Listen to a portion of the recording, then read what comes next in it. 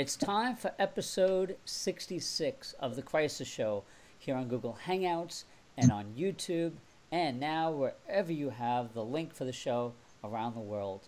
Good afternoon from New York City. My name is Rich Klein. I'm president of Rich Klein Crisis Management and founder and host of The Crisis Show. This is episode 66, and we pre-recorded the show this afternoon. Get some sunshine in here in New York. We haven't had much of that, so we got a little bit of extra light today, which is nice. And I'm so pleased to have my regular co-host with me today from Team Solutions near Fort Worth, Texas, Michael McKenna. How are you, Mike? Good to see you. I'm good, Rich. Good to see you, and hello, everybody. Hello, everyone. So this week, folks, we're going to talk about National Severe Weather Preparedness Week. A little bit of a mouthful. NSWP, I think you said, Mike, since you're the expert on this. And basically, I'm going to just read the headline on this, folks, and Mike's going to talk a lot about this and how this could affect your business, about being prepared.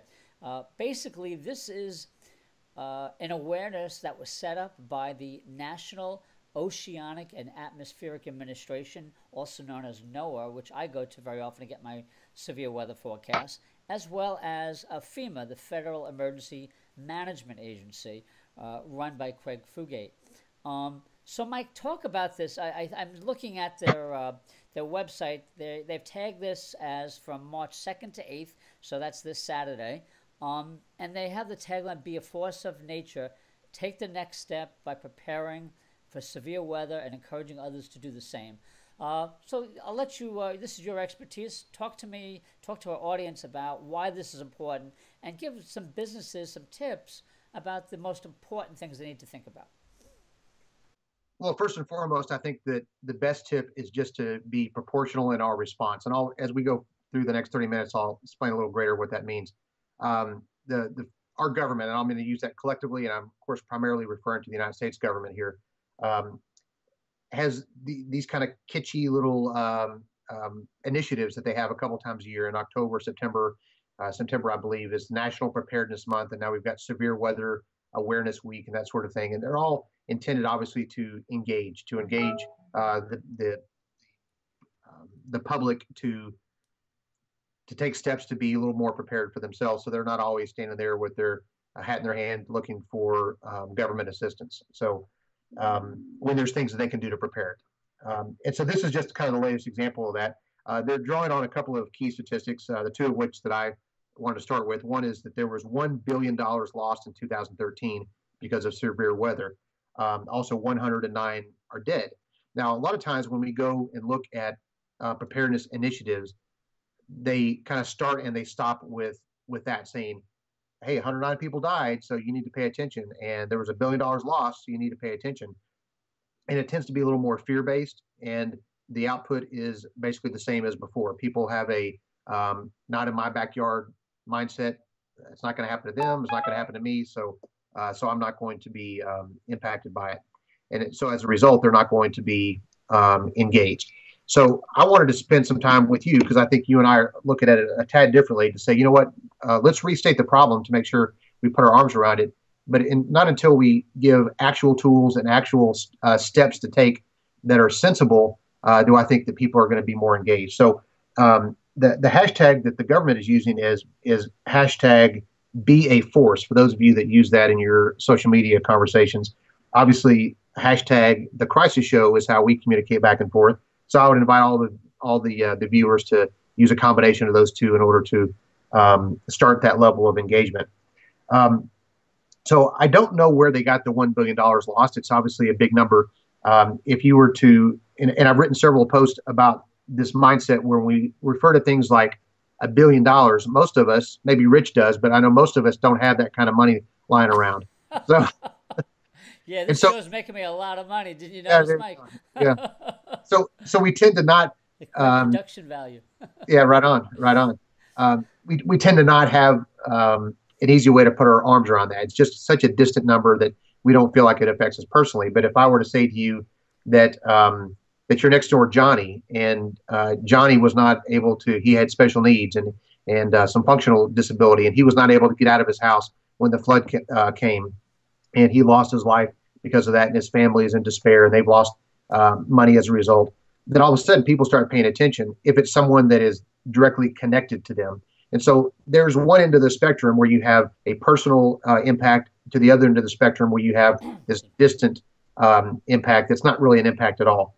So that's, I think, one of the reasons why the fear-based approach has been so popular, to say, hey, look out, the boogeyman is going to get you, to try to create some semblance of a Malcolm Gladwell just wrote a book called David and Goliath, and he talks about near misses and remote misses. And I know we're not going to focus just on that book, but one of the key differences is that when something happens to you and it impacts you directly, you have a near miss, and there is that fear that it's going to happen again, and a little more of a desire to not let it happen again in the future. But the real change occurs not in the people that were directly hit, but the people that had what he calls a remote miss, meaning people that maybe they smelled the fire, they felt the flame, but at a far enough distance where they could emerge thinking, you know what, I'm good. We actually survived this.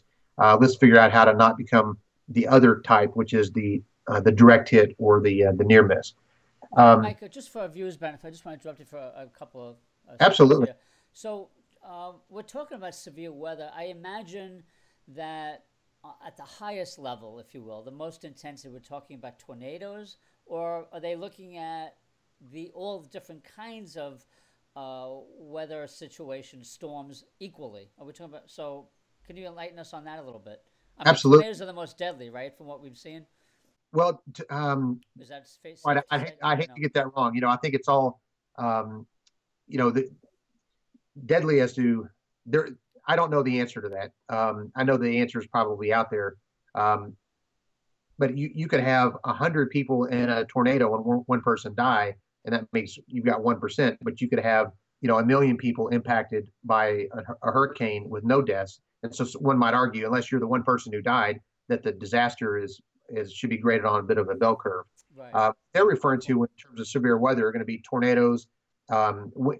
Basically a wind event. So a wind event would be a tornado, which is obviously on ground, hurricanes, which is wind-driven water, which occurs along our coastal areas. And then droughts are considered a severe weather. And then, of course, the snow and the flood events. So, the snow and the ice. We have a lot of ice. Like Atlanta, right? Yeah. So people love the snow, but are incapacitated by ice. So, right, which is what happened in Atlanta. And I definitely want you to touch on that in a few minutes from you. Yeah, absolutely. So that's, as we frame the problem, that's the weather. And when I took my Swiftwater technician class, one of the first things that I learned, as a matter of fact, if you can hear through the speaker, it's one of the. So that's, as we frame the problem, that's the weather. And when I took my Swiftwater technician class, one of the first things that I learned, as a matter of fact, if you can hear through the speaker, it's 1 o'clock in Texas, and there's a siren going off in the background. Can you hear that? Vaguely, yeah. Vaguely, okay. Yeah. So my community, which has about 40,000 people in it, has tornado sirens that are in there. So you would have think that I had put this on cue, but I didn't. So it's set to go off the first of every month, and they notify us in advance, and they tell us, that it's coming and that sort of thing. So I thought it was a bit fortuitous that a siren just went off here. Yes. So as we go forward, we frame the problem, and I know I was going to say when I did my Swiftwater technician class, we learned right away that the power of Swiftwater is powerful, relentless, and predictable. And so I would take that and extrapolate it to the severe weather that we deal with, or the droughts and everything else. That Mother Nature and all of her force and fury is powerful, and it's relentless, and in some cases it can be predictable. Maybe you have a lot of notice like you have in a hurricane, or you have little notice that you have in a tornado. But that's the problem, and we can either run from the problem or embrace the problem. But I would say we embrace the problem and then figure out how we can get to the far side of these things relatively intact. So that would be step one, is identifying the problem. Step two is making sure that we understand how that problem can impact us. And there's a lot of ways, but I noted a couple of them that I want to get your input on as well, Rich. One is, and these are in no particular order, but the supply chain. If you're in New York and I'm in Texas and we're doing business, and I rely on your widget in order to do my business, but there's a storm in New York, that prohibits, like, for example, I do a lot of business for some of the things I sell through FedEx and UPS. So I get a lot of emails from them telling me about the status of their system. They are running a day late, they're deluged with delays and weather interruptions and that sort of thing. If those become catastrophic, then all of a sudden your widgets that I rely on to run my business aren't here. So my customer who may be walking into, I don't have a store, but let's say they walked into a store wearing shorts and flip flops, wanting to buy a widget that I get from you, um, they're not going to find it very funny if I say, I don't have a widget here because of the snowstorm. They're not going to be able to connect to that. And if they could, Yeah, they probably wouldn't care. yeah. Just to interrupt you, thanks for raising that because you remind me of on Valentine's Day, 1-800-Flowers took a lot of heat because they couldn't deliver. And of course, you don't want to miss delivering flowers on Valentine's Day. Us men know what that's like when Right. we have to incur the wrath. Right. But I don't know exactly how they handle the customer service angle of that, but people were really angry. The social media heated up, and it's something that hadn't happened before. But it was because of the snowstorms here across the eastern coast that caused these delays. Right. And so that's a good point you raise about the effect on business. There's no question, even a big company like that. And so that would be actually, we'll stick on that for a moment because that would be a good example. If you take 100 men, let's say they're going to buy flowers for their significant other, there will be some that will be face that news of that the delivery doesn't happen when they want it to, and they will be, woe is me. I will take the wrath for not having flowers here, but also I will learn that next time I will order a day early or I will locally source my goods so that I'm not dealing with the weather interruption. Most people don't think of it in those terms, so I would say that a very small percentage of people would be influenced by that. So the rest of, or a large group out of that 100 would be the ones that would say, the flower company. I probably don't want to bash them here, but whichever the flower company is, boy, they're awful. They can't do what I paid them to do. They're awful. And again, Mother Nature is powerful, relentless, and predictable. So And we live in an they're instant gratification society where if right. people don't get what they want when they want it, they go off the deep end. They externalize the problem and they blame it on, in that case, their vendor. Now, I'm not suggesting that there wasn't something more that vendor could have done, Yeah, but in that particular case, it is what it is. They were not able to deliver on but it time, and goes to, so but it goes to the point of planning. I mean, as a business, right? So I mean, that's what the I, show's about. I think so. Absolutely, I think so. And then I'd like to certainly end for those people that stick around with some of those nuggets that they can carry with them to say, you know what, how are we going to be better at the end of the show than we were at the beginning? So supply chain, one of the other tips and techniques that a lot of the larger companies use, and of course I work with a lot of small and medium-sized businesses, but our service level agreements, SLAs, that put it in writing to say, you know what, you are going to provide, you're going to perform up to this level, and they agree on that. And if you fall below that level, then there's maybe some civil or legal exposure, but you're not also expected to perform above that level. So that can actually be helpful to just frame your expectations. And then if someone says, if you need to have, let's say, 99% reliability, and your vendor is only willing to commit to 75% reliability, then that gives you a very clear path to say, you know what, let's go find a backup source to fill in that the gap there. Employee availability. I probably should have started with this one because most companies. What was that? I couldn't hear you, Mike. Employee. Oh, I'm sorry. Employee availability. Thank you. Okay. So, and we'll talk. Atlanta is a great example of this about the employees that were and were not available. But most companies rely on that, whether it's a cloud computing company.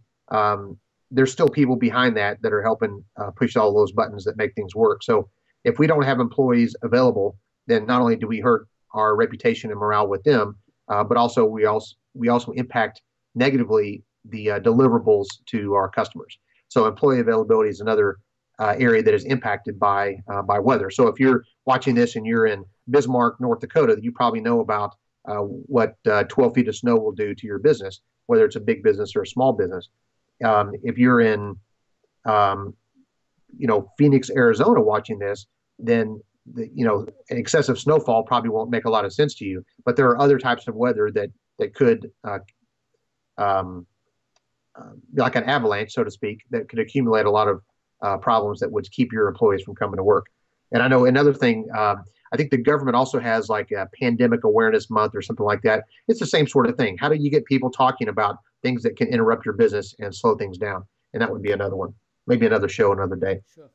Um, um, Obviously, interrupted sales. Most businesses are in there to make money. They're not in there to run a charity. So when you have interrupted sales, because whether it's a supply chain issue, you don't have employees to work, or the customers just plain can't get to your store even if they wanted to, then you're going to have interrupted sales. And when people can go and buy business interruption insurance, but it's my understanding of that of those policies, it's very difficult to reproduce what you would have sold. It would help replace items that maybe were lost. It would address some of the issues that are very static in a interrupted business. But the dynamic aspect of sales and lost sales is very difficult to recoup through business interruption insurance. So to your earlier point, Rich, there has to be some level of proactive preparedness, planning, and mitigation in order to see these disruptions and then find a way to get past them. And then the last one, which is I know your wheelhouse, is communications. That if we have a severe weather event, how do we address those to the people that rely on us for blank, whatever your deliverable is? So maybe you could carry the ball for a second and talk about the types of communication that are impacted when there's a disruption. Sure. Excuse me. Well, first of all, you have to think about in whatever industry you're in, you have to think about the ways you communicate. So, for example, let's say a cell tower goes down. Let's say your internet goes down and you can't access your social media, your internet, your online communications. You have to then find another way, like something called a landline telephone, maybe, to which people say are still the best way in an emergency. I guess you guys will concur with that in the emergency management business. Right, that's the best way to get when everything else is down in this day and age. Everything we depend on, the 4G, the wireless, the broadband, when that stuff goes down, landline telephones still work. Well, yeah, depending on who you're trying to talk to, I think good old pen and paper is probably the most reliable, or face-to-face communication. But they call them the POTS line, POTS, for Plano telephone service, and those run underground. And they carry with them enough electricity to cause it to ring and communicate on either end. So the landline phones, the traditional landline phones that are plugged in, that are not cordless, yes, that's what I meant. Yeah, thank you are for that still clarification. Yep. right, are still going to work. And it's one of the reasons why we are phasing out our home phone for a couple of reasons. And so we're not going to have that to rely on in a couple of months. But we've kept at least one phone in the house that it's always had direct landline service for that reason alone. Right. Well, especially for the 911, it can be complicated if you just have a cell phone, from what I understand. Right. And a lot of the people. technology's gotten better. It's not there yet, right? Right. Yeah, you still have to. That's a great point, because you still need to put that. The burden is still on the caller to know where they are when they call in the emergency. That there are some systems that actually don't have all of the upgrades that will allow to specify a very tight location. So, I live in a suburban area, so there may be a 911 call to my local dispatch may show within a 4 or 5 house area. And that sort of delay, if you have, let's say, a cardiac event or something like that, can result in someone's death. That's not necessarily the responder's fault. It's just a limitation of the system. So yeah, well, it's a shame you're in the neighborhood but can't find out which house it is. Right. Right. Exactly. Yeah. Exactly. Great point. Yeah. And I think that problem is going to get worse and worse through the years as people are starting to do what I'm doing, which is ditching landlines. Right. Yeah. So just to continue on the communications front, really important. What I like to tell clients is that when you get together anytime during the year to do your business planning, you have to make crisis communications as part of that planning. And for the purpose of the discussion that Mike and I are having with you today in terms of severe weather, this is an easy one in the sense that it's an easy identifier of the kinds of crisis situations every business could face. So certain industries have crisis situations that are particular to their industries, but severe weather affects everybody. As Michael pointed out, it affects your employees, it affects your supply chain, it affects your reputation, and the list goes on. So what you have to do then is plan for the worst case scenario. We could talk for ad nauseum about Hurricane Katrina, the mistakes that were made there, or even more recently in Atlanta, where they had 2 inches of snow and a lot of ice, and yet the communications to the public were minimal and disjointed, like between the mayor of Atlanta and the governor. Nobody was really taking charge. The lesson for business then, as an executive, as a CEO, is you have to take charge of your organization the same way that a governor needs to take charge, the same way a FEMA director takes charge of a situation emergency. So you really have to think about your role as a CEO, as a business owner, as a manager, as a leader in an emergency. And so communications has to be an integral part of that planning. So one of the things you need to do before you are faced with a situation like this is make sure your employees know what to do in this kind of emergency. Certainly in some areas of the country, you're going to be more prone to tornadoes, more prone to Superstorm Sandys, more prone to Hurricane Katrinas. But what we're learning, Mike, and if you could chime in here, Mike, is that wherever you are in the United States, at least, or anywhere in the world, we're finding a lot of these storm patterns, a lot of these severe weather patterns are overlapping into different areas of the country. So places where you normally wouldn't have a hurricane, you're having hurricanes and tornadoes, for instance. So we're seeing that in some areas. Superstorm Sandy caught New York tri-state area by complete surprise. And even the best planning that Mayor Mike Bloomberg did and others did wasn't enough, because we still had a shortage of gas, and Governor Cuomo had to, scramble to get gasoline into, we had like a 1973 type shortage for about a day or two, but that was a long time for people, an emergency. So you have to think about all these situations. You need to use social media as a company to get the word out, and today the place for that is Twitter and secondarily on Facebook, to let people know what's going on in your business. So, for example, let's say hypothetically your business, let's say you have multiple offices, and one of your offices is damaged or destroyed by a severe storm.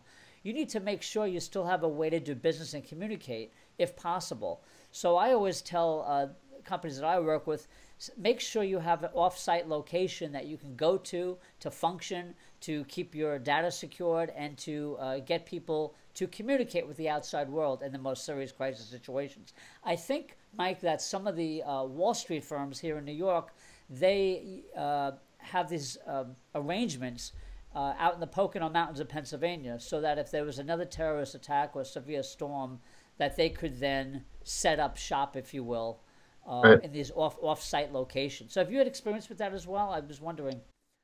Yeah, you're referring to either what they call warm sites or cold sites, where when you have to evacuate quickly, you're able to rally instead of right outside the building that's in the process of burning or whatever, to go to an off-site location.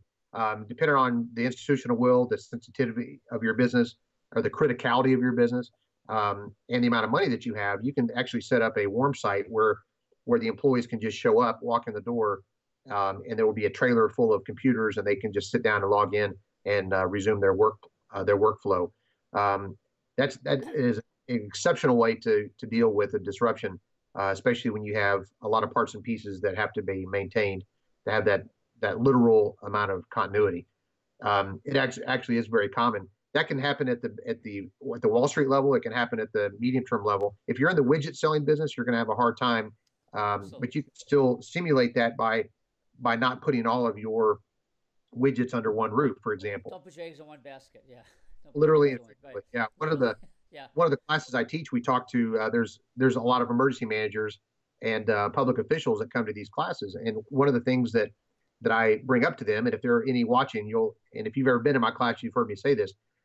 It's very common if there's an agency that has like an emergency operations center. And again, you can plug in whether it's a public agency or a private agency. If you have an emergency operations center and let's say a mobile command post, a lot of times the public officials, especially when they're spending tax money or grant money, they want to put all that stuff together so they can have the $1 million, photo shoot in front saying, hey, look at me with all of this cool stuff. And then they park it all under one roof.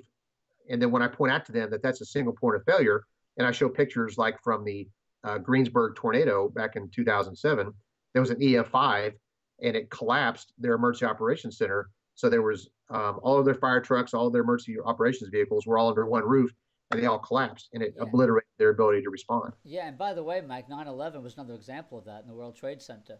Um, same thing happened, and Right. you think that we learned some lessons from Well, I guess what's troubling to me and probably to you as well, in this business is that we have so many case studies of things over the last 10 or 15 years at least where these were learnable experiences.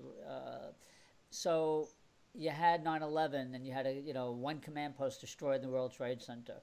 You had excuse me. You've had other hurricane, the one you just mentioned as well, and we've had others where, people put all the assets, if you will, into one location, and then realize, oh my gosh, if this place goes down, how are we going to communicate? How are we going to continue?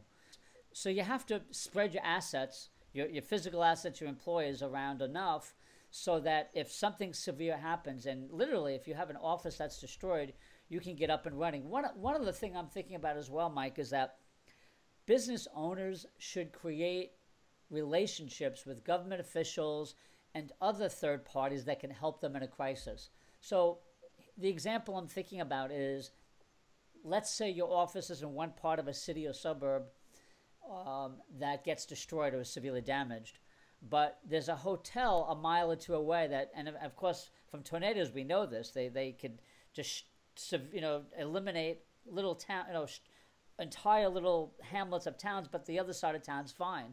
So if you have relationships built in with people, so that, for example, if something's destroyed and you have a critical business, that you could then go to a hotel, for example, and set up shop there if you don't have this warm site that you refer to in advance. But if you have these relationships built in advance, you can make a phone call and say, hey, can you help us out for a couple of days till we get back on our feet? Right. Right. So that's another example of how that might work. I think most of the people that, well, I like to think everyone would benefit from this, but certainly in our experience, certainly in mine, the small and the medium sized businesses are the ones that tend to be underserved in terms of available resources and That's where I education. mentioned it. Right. For Yeah. those particular. And so those cold and warm sites, but also even down to the individual level. The Los Angeles City Fire Department several years ago did a study on the level of responder preparedness, um, and it was abysmal how much the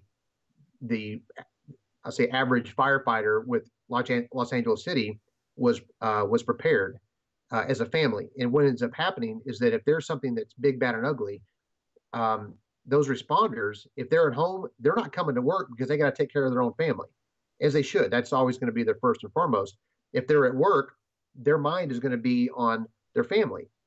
And I've seen that when tornadoes or rather hurricanes have hit Texas, which includes part of the um, um, like Houston, for example. I deploy with a lot of guys from the Houston Fire Department, and so they're distracted by by what's going on with their family. Then it's going to be very hard for them to stay engaged on the life-saving mission that we're on. So um, LA City did that, and the purpose wasn't to kind of open the kimono and embarrass anyone. It was intended to build a capability by starting with identifying the problem. So they had the institutional will. And so if we can kind of scoot over to the solutions, the first and foremost is going to be this attitude that says that, hey, I like what Rich is saying. Hey, I like what Mike is saying. And I have the institutional will to protect my people, protect my stuff, and not just put a window dressing on it. And that is the critical jump off point. If someone were to, and that's one of the questions that I ask when someone hires me. When I assess whether or not they have the institutional will, then I'm going to be right there with them. But I have had clients that are now former clients that just wanted the window dressing. They just wanted to say that they had a consultant. Yeah. And I know you've had the same. It happens a lot. So More times I like to acknowledge, but absolutely it does. And you're trying to bring them along to your way of thinking for their own good, but sometimes put their head in the sand, unfortunately. Right. And sometimes it's human nature. Yeah.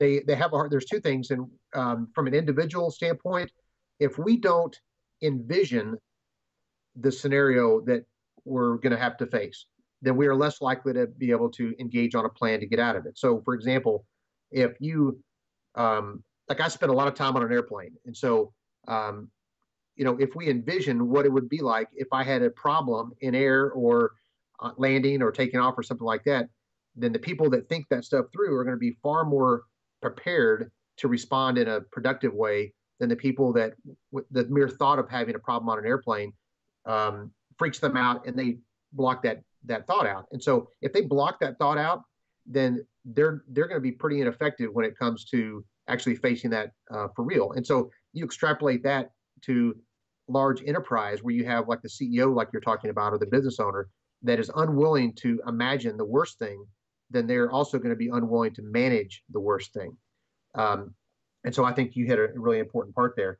The other thing that you brought up, which I think is really critical, and I mentioned this at the beginning, is the proportional response. A lot of times people will wrap their brains around this cataclysmic scenario. And so they put all their time and energy coming up with, all of this armament and, hunting with the pocket knife, and they're going to go live off the land because the world has gone mad. Now, is there a chance that could happen? Probably. Is it likely? Not even close. And so if to be proportionate, we want to make sure that we know what our actual risk is. Now, you can imagine that I think they call it the black swan or whatever, and that certainly is dangling out there. But your most common occurrence is going to be if you're a small business, it's probably going to be something like a truck that drives into a telephone pole that knocks out your power for 8 hours. So if you're not prepared to deal with that, then you're not doing yourself or your customers or your employees a service by going into the Poconos for a week or whatever, because that's going to be less likely than the more common disruptions. Good point. So assessing the risk is, and so I want to go back 2 steps to what you talked about, that hot site and cold site. For my family, if there's a couple of things that we've identified that are risky in our area, and so I'm not going to put. I don't have a hotel room that I pay for every night just in the event that I want to use it, but I have identified that a lot of the wind-driven storms are a very high risk in the area where I live. If we were to be knocked out, then I've identified the weather pattern that would bring that, where the storms would cause damage, and then where I think the storms would not cause damage. And so I've identified areas in the greater metropolitan area where I feel like I can go with my family to go get a hotel room. Right. I enjoy status with some of these hotels, and I feel like I can confidently get a room there.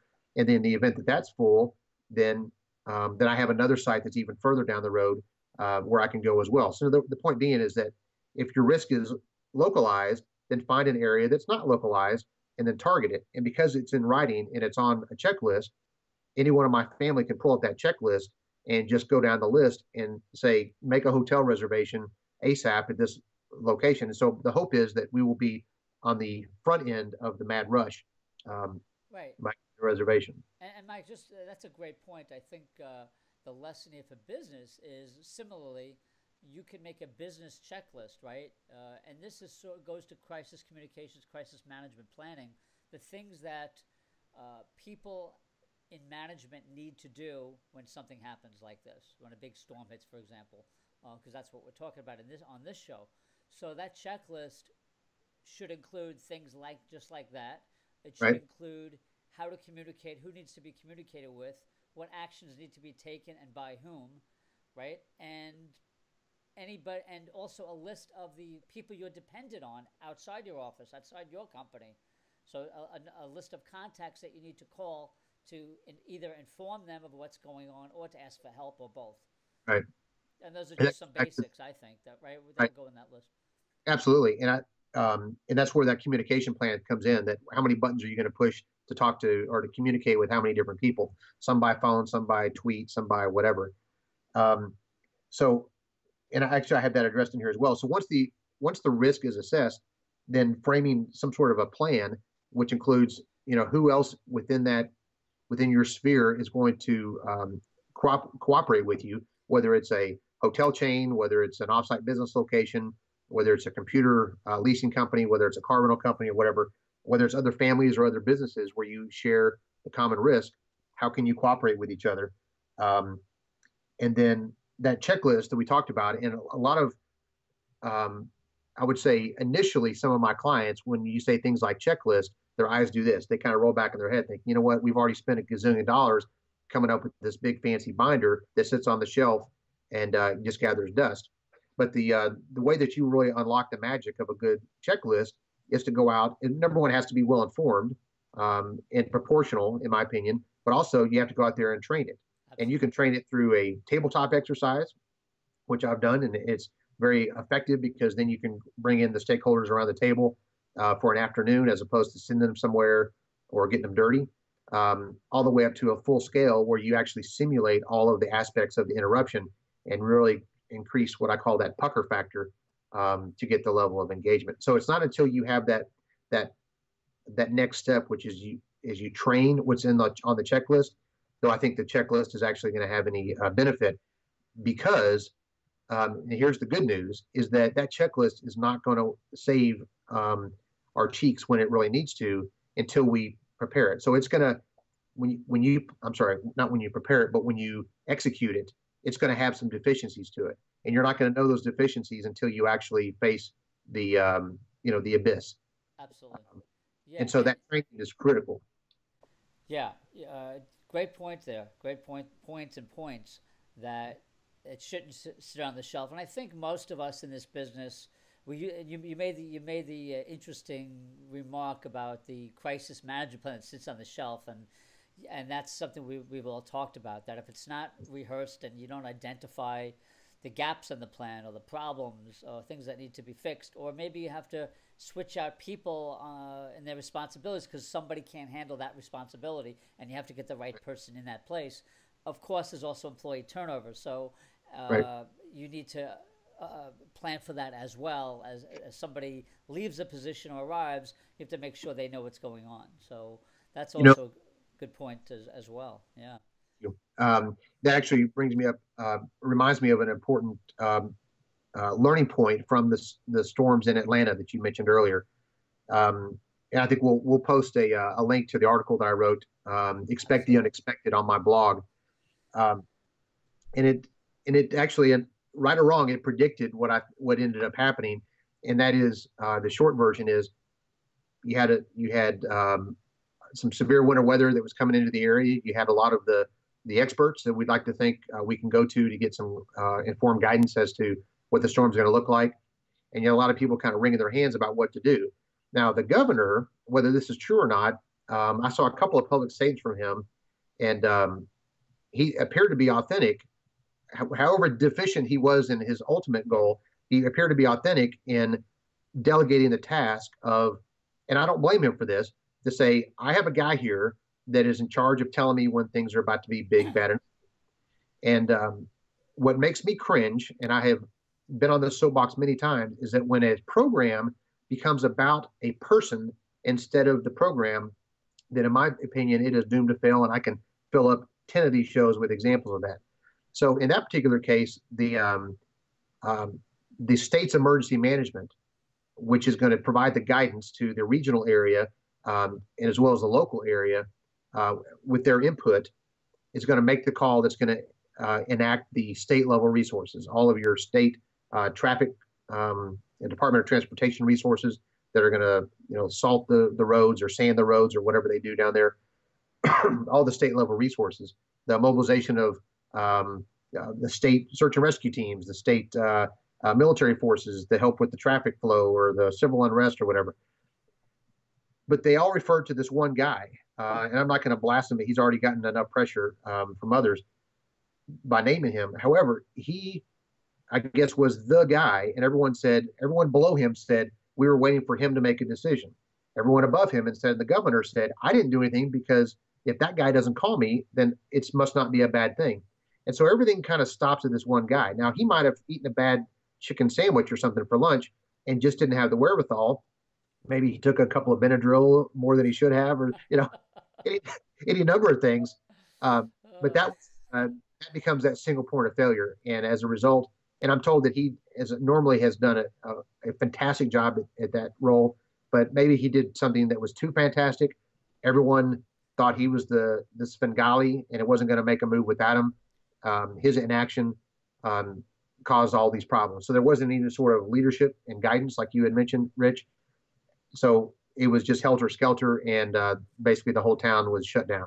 So I guess, and that's a great point, Mike. So I guess what you're saying, and that's interesting, that we talk a lot on the show, you and I and my other colleagues, about leadership.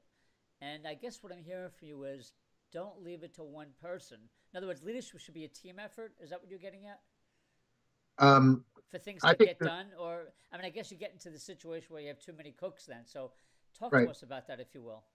Well, I think the basis, at least my basis for resiliency training and continuity planning and that sort of thing, is to um, is to get to the other side. It's starting with an informed objective. Why are we trying to do this? Well, we're concerned that we live in a high risk area because of blank, whatever that blank is, and our goal is to be on the other side of blank, and not only just survive but also to thrive.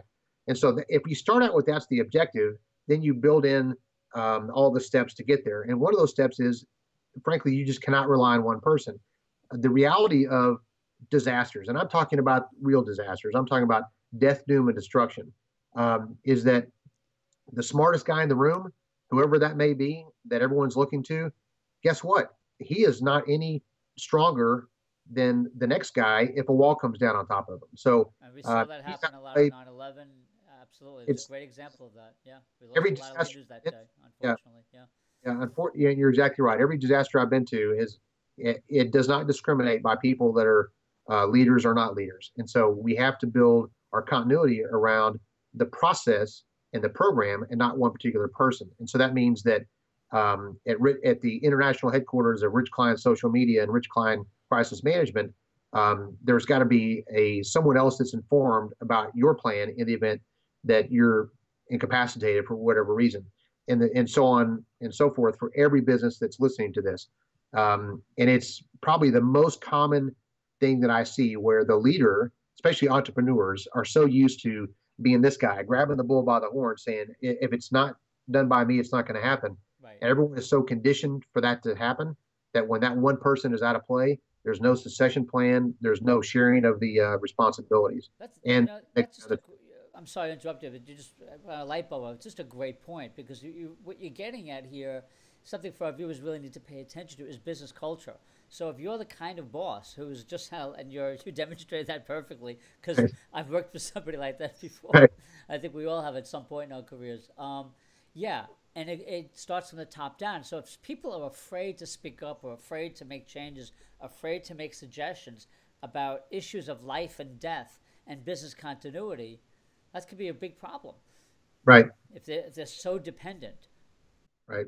Good point. One of the one of the programs that I offer for my clients is the implementing what's called the Incident Command System (ICS), Yep. which is well endorsed, accepted, and used successfully throughout the emergency services community.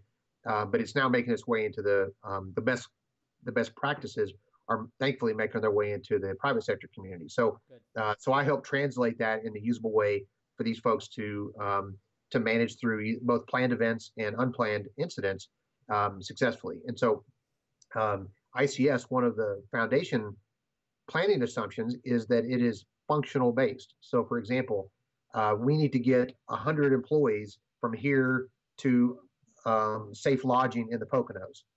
If we understand that that function is picking up the phone and calling the Poconos, the function is getting a bus to load everyone up. If the function is getting the family members and their pets together as well, so that we can take care of the families of those employees.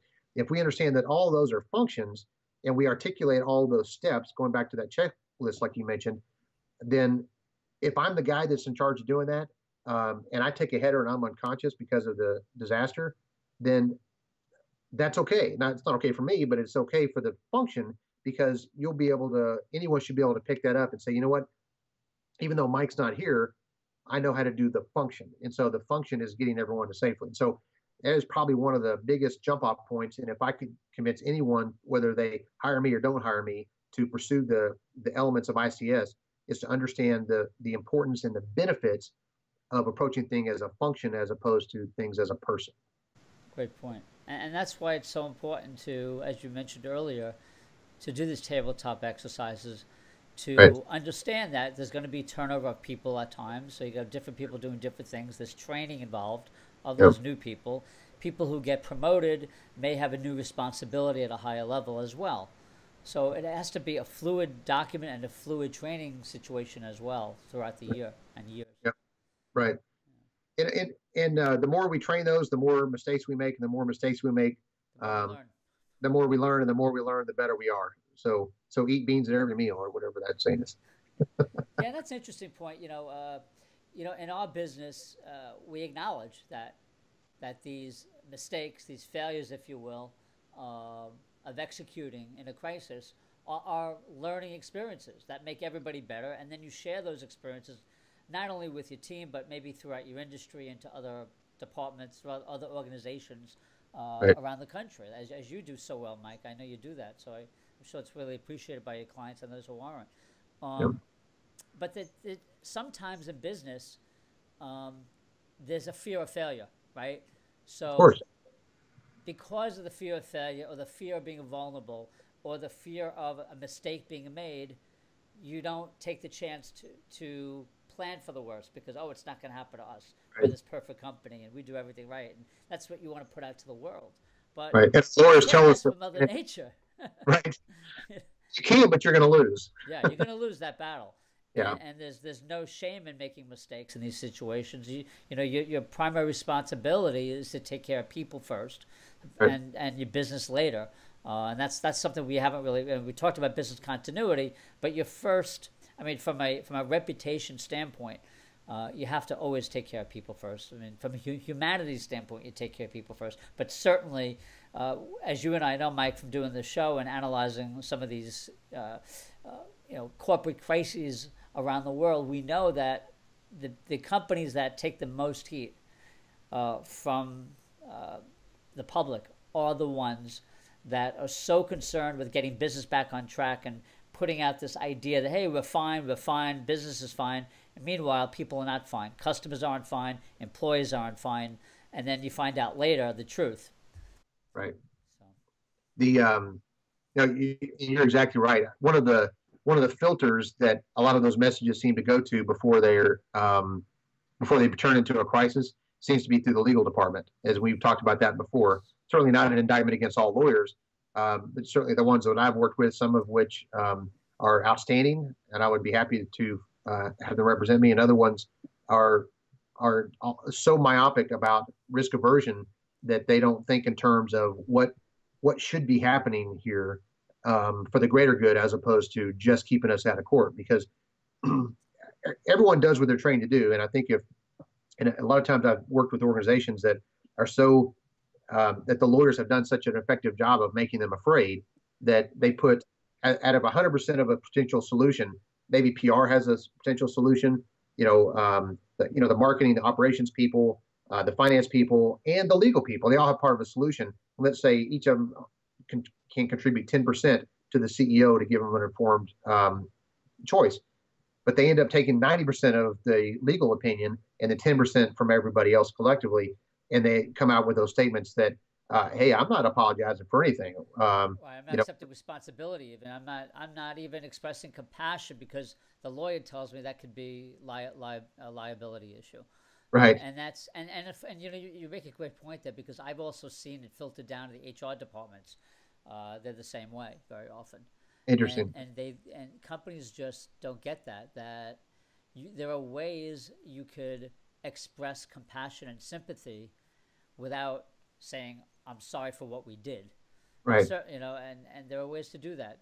But the companies that ignore that and just focus on really just being robotic in their responses, as we've seen over and over again, Right. I can't imagine people wanting to do business with them, particularly in the most serious kinds of crisis situations that you and I have Right. talked about on many shows. Right. It's relationship building. Either you build it or you tear it down. So it doesn't usually stay static after a disruption. So, Hey, Mike, one of the things, since we are talking about severe weather, I know we've gone off a little bit, which is fine, but I want to wrap up in the next few minutes, and I want to circle back with you. This has been one of the things floating around in my mind. Um, we talk about lessons learned, right? So you were around during Katrina, involved in that, as I remember. Um, what are the lessons that we can? I mean, I'm looking at a couple of events. That's one of them. That's always in my mind. What were the lessons of Katrina in terms of that business that we can take away for businesses in terms of emergency planning and disaster planning? What were some of those things that you could think about? Because that was a weather-related event that Right. wasn't planned for appropriately enough, and we're still, even many years later, talking about it, right? And that was Right. 2005.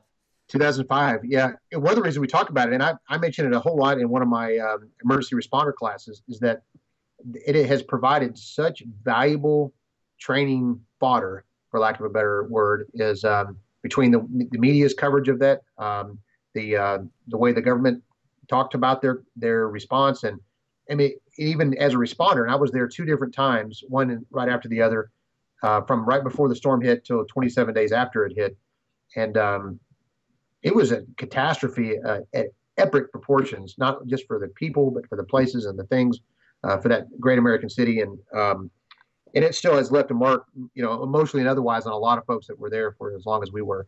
Um, the So here would be the first thing that, I guess, to answer your question, is businesses. I think those that were really paying close attention learned that it can get worse before it gets better.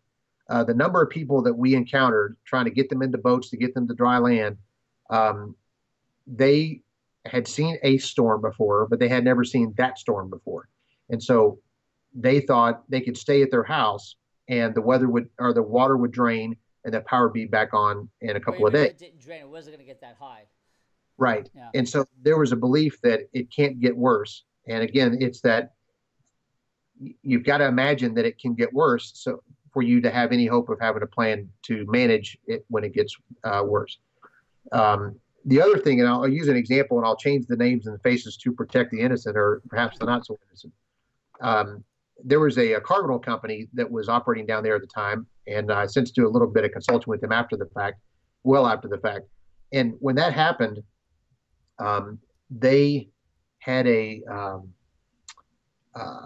their plan was basically one page on what to do if they had a weather disruption, and it was basically filling in a form of where are your cars, where are your people, um, and what is your damage. Um, and then you would take that and put it on a fax machine and fax it up to their headquarters.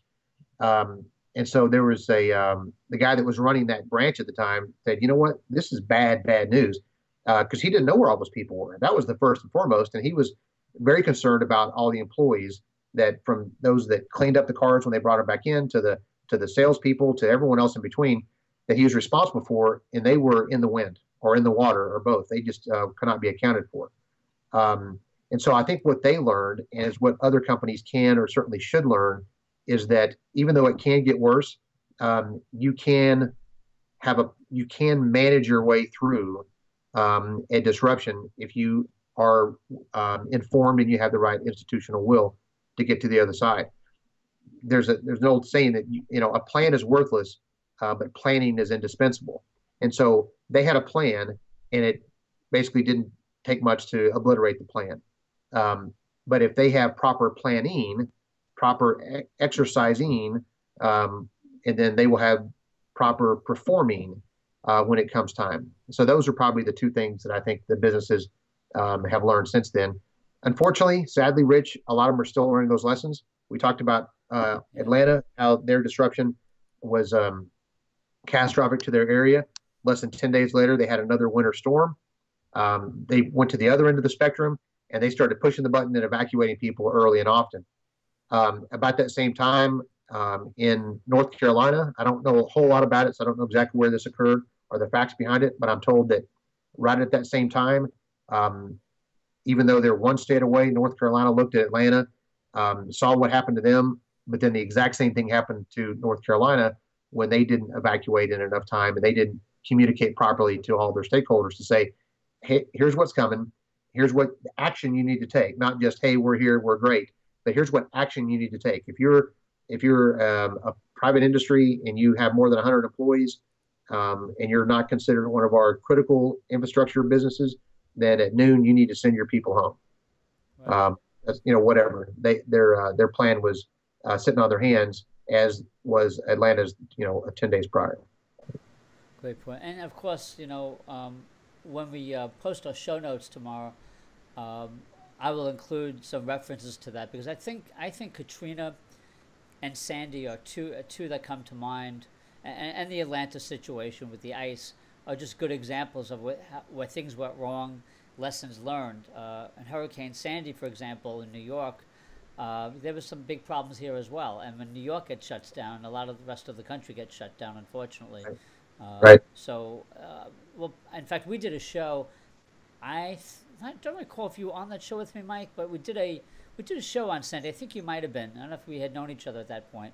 Yeah, we did. Yeah. Yeah. As a So matter of fact, that might have been our first one together. yeah, it may have been that. So I'll put a link up to that show as well because I think we could wrap this episode around some of these other examples Right. that we've talked about because I think they are learning experiences in terms of how do we do this better as businesses, how do we save people, how do we communicate better, how do we identify the kinds of things that could happen to us as a business, as an entity. Right. I guess for my closing thought, I would say, Rich, that, and you brought up Superstorm Sandy, which is another great and maybe a more contemporary example of people that sometimes can't get out of their own way. And one of the reasons is that I mentioned to you how planning is so indispensable, but planning doesn't need to um, be a friction point and keep us so process oriented that we fail to see what the finish line is.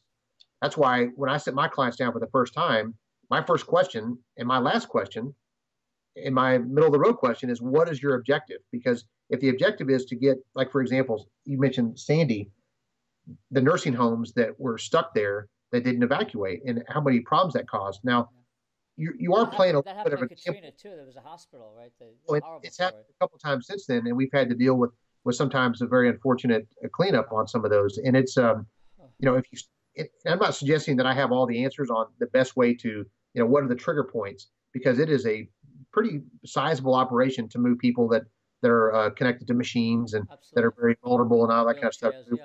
Yeah. from point A to point B. But that's part of if you get stuck on whatever that process is, if we get stuck on it, then it's gonna create so much friction that we're going to fail to act. And again, example after example, including with Sandy. So if we say the objective is, I don't want any old people, so that may not be the most politically correct, but I don't want any vulnerable population that's in a nursing home. Maybe that's better. I don't want them to be negatively impacted by a storm. And maybe that's the answer. So you start with the answer and then you build back. Say, well, what's it going to take? Well, 100-mile-an-hour winds, that's going to hurt. That's going to make them feel discomfort. We've already decided we don't want that to happen. So, but 20-mile-an-hour winds, that's not going to hurt. So, if it's 20 miles an hour winds or less, they're going to stay put. But if it's 20 miles an hour or more, or we feel like we have delegated the right meteorologist and they convinced us because they're the professionals that it's going to be more than 20 miles an hour, then we're going to do A, B, and C. We've already got them on standby. We're going to go pick up the vulnerable population and we're going to move them to a hot site down the road that's going to be upwind and uphill or whatever. So it's all the process can happen any number of ways, but it needs to always start with the objective. What do we want to accomplish when we're done for the day? Great point. I think we'll wrap, to wrap up on that point, Mike. Yeah, that was very helpful to me as well to think about in the way I deal with the communications aspect. So that's interesting. For those of you out there who, as Mike mentioned earlier, if you want to tweet about the show, please use hashtag the crisis show or the hashtag be the force. Did I have that right, Mike? Be the force? I think Be a force. be a force. I'm sorry. Yeah, yeah. Let me You say can't that be a again. force. For those of you, for those of you who want to tweet about the show, please use hashtag the crisis show and be a force, which is in connection with Severe Weather Preparedness Week that's being run by OSHA and FEMA. We'll put up a link to that website as well, which has some good information, as well as to Mike's great website. And by the way, Mike, just kudos to you. I've watched your business grow, your website take shape, and it's very very attractive to look at, and Awesome. Thank you. very very user friendly. So check out Mike's blog at Team Solutions. We'll put a link to that as well. And again, just to close out the show, a couple of quick points. Um, so check out Mike's blog at Team Solutions. We'll put that link. What's the actual web address, Mike? Uh, team-solutions.us for Excellent. us. And you could sign up at Mike's website to get his information. He's great, always giving out a lot of value as well. And you could find me at Rich Klein Crisis, RICHKLEIN crisis.com, as well as on Google Helpouts. I'm the Crisis Management Advisor on Google Helpouts, a new tool to work with me. So, Mike, thank you so much again, and we'll do it again soon. Look forward to Yeah, it. thanks for having me, Rich. Great stuff. Have a good day. Bye-bye. Bye, everybody. Bye-bye.